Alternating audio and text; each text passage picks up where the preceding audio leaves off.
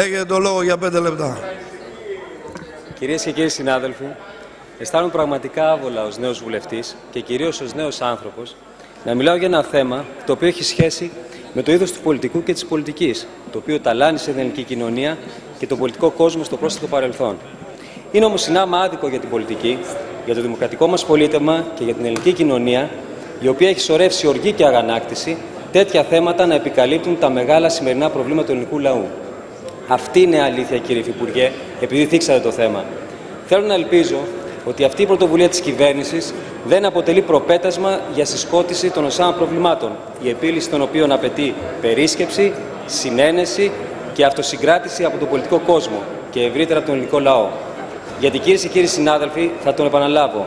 Τη στιγμή που κλονίζεται η ελληνική οικονομία, τη στιγμή που η Ελλάδα διέρχεται τη χειρότερη κρίση από τη μεταπολίτευση και μετά, τη στιγμή που απειλείται η ρευστότητα του χρηματοπιστωτικού συστήματος, τη στιγμή που η χώρα βρίσκεται κομμένη στα δύο από τις αγροτικές κινητοποιήσεις, αποτελεί, συγγνώμη για την έκφραση, παραφροσύνη, κύριε Υφυπουργέ, η Ελληνική Βουλή να ασχολείται και να επανέρχεται στη σκανδαλολογία.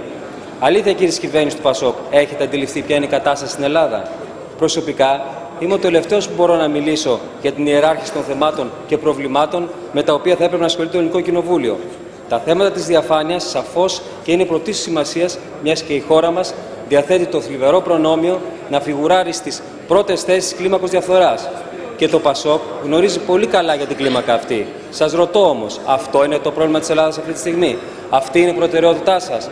Θα συνεχίσετε να επιδίδεστε τον ανεύθυνο λαϊκισμό? Ακούστε τι λέει η κοινωνία, αφού γραστείτε τι λέει ο λαός, δείτε τη δική του προτεραιότητα και θα καταλάβετε ότι αυτά που πάμε να συζητήσουμε είναι σε αναντιστοιχεία με την κρίσιμη σημερινή πραγματικότητα. Είναι σαφές ότι η Νέα Δημοκρατία δεν έχει να φοβηθεί τίποτα. Και εφόσον ζητάτε να επανεξεταστεί η υπόθεση του βατοπεδίου και να επανασυσταθεί η Εξεταστική Επιτροπή ώστε να ολοκληρώσει την διερεύνηση υπόθεσης, οφείλετε να αποδείξετε ότι όχι τα επιπρόσθετα στοιχεία, δηλαδή νέα στοιχεία. Διαφορετικά κινδυνεύετε να κατηγορηθείτε ότι θέλετε να μετατρέψετε αυτή την κρίσιμη ώρα για την Ελλάδα, την αίθουσα του Κοινοβουλίου, σε δικαστική αίθουσα. Πιστεύω ότι το πρόσφατο παρελθόν πρέπει να μας έχει διδάξει πολλά. Κυρίες και κύριοι συνάδελφοι, η Νέα Δημοκρατία απαιτεί την διαφάνεια στη δημόσια ζωή. Σχετικά με την υπόθεση του βατοπεδίου, δεν αλλάζει κάτι σε αυτό. Θέλουμε και απαιτούμε τη διαφάνεια για τη συγκεκριμένη περίπτωση. Δεν φοβόμαστε την αλήθεια. Γι' αυτό και στην προηγούμενη περίοδο ακολουθήθηκαν όλες οι προβλεπόμενες από το Σύνταγμα και τον κανονισμό της Βουλής διαδικασίες για σύσταση Εξεταστικής Επιτροπής. Διαδικασίες στις οποίες συμμετείχαν όλα τα πολιτικά κόμματα και βγήκε πόρισμα το οποίο έγινε δεκτό από την τότε πλειοψηφία της Βουλής. Βέβαια εδώ, και για να επανέλθω στην αρχική μου σκέψη, δημιουργείται και το ερώτημα για ποιο λόγο η κυβέρνηση ζητά τη σύσταση νέας Εξεταστικής Επιτροπής για ένα θέμα το οποίο ενδελεχώς εξετάστηκε με πλήθος μαρτύρων και χιλιάδων εγγράφων. Και το ερώτημα αυτό έχει πολλές προεκτάσεις όσον αφορά τους δημοκρατικούς θεσμούς και τη δημοκρατική λειτουργία της χώρας. Σε όποιον δηλαδή στο μέλλον δεν είναι αρεστό το πόρισμα μιας επιτροπής, θα ζητά την επανεξέτασή του. Σχετικά με την λειτουργία της συγκεκριμένης επιτροπής, εξετάστηκαν 122 μάρτυρες, η πλειοψηφία των οποίων υποδείχθηκε από τα κόμματα της αντιπολίτευσης. Και το πόρισμα αυτής δεν επηρεάστηκε από την κομματική ταυτότητα κανενός υπευθύνου. Επιτρέψτε μου όμως να κάνω και μια μικρή αναφορά στην ουσία της υπόθεσης. Διότι ακούμε από τη στιγμή που ξέσπασε η υπόθεση του βατοπεδίου με βαρύγδουπες κορώνες από το ΠΑΣΟΚ για το μέγα σκάνδαλο της Νέας Δημοκρατίας. Και να απαντήσω και στον κύριο Ευθυμίου.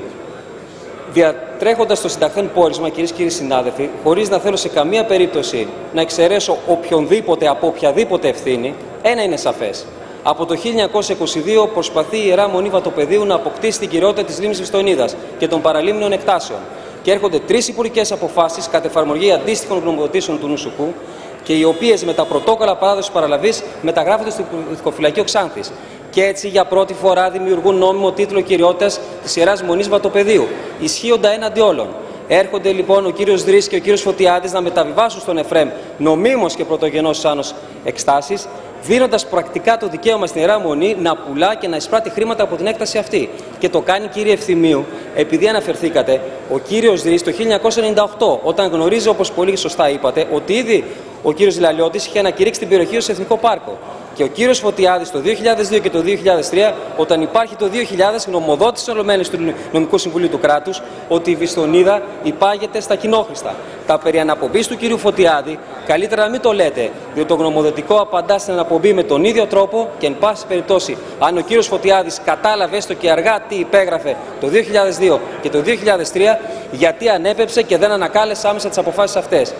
Έχουμε δηλαδή φαρδιά πλατιά τις υπογραφές υπουργών και όχι δημοσίων υπαλλήλων που δημιουργούν και ξεκινούν στην ουσία την περιβόητη υπόθεση. Μισό λεπτό. Αυτά τα αναφέρω γιατί δεν μπήκατε ποτέ στον κόπο να αναγνωρίσετε καμία ευθύνη για κανένα από τα μέλη σας. Σε κάθε περίπτωση, εμείς τασσόμεθα υπέρ της Εξεταστικής Επιτροπής, γιατί θα επαναλάβω για κάμια φορά ότι η Νέα Δημοκρατία δεν έχει τίποτα να φοβηθεί. Κυρίες και κύριοι συνάδελφοι, θα τολμήσω να πω πραγματικά ότι αδυνατό να κατανοήσω τη σκοπιμότητα της. Ολοκληρώστε, κύριε Καραγούνη, ολοκληρώστε την ομιλία σας. Παρακαλώ, τώρα έχει παρέλθει και η 12η μεσονύκτια.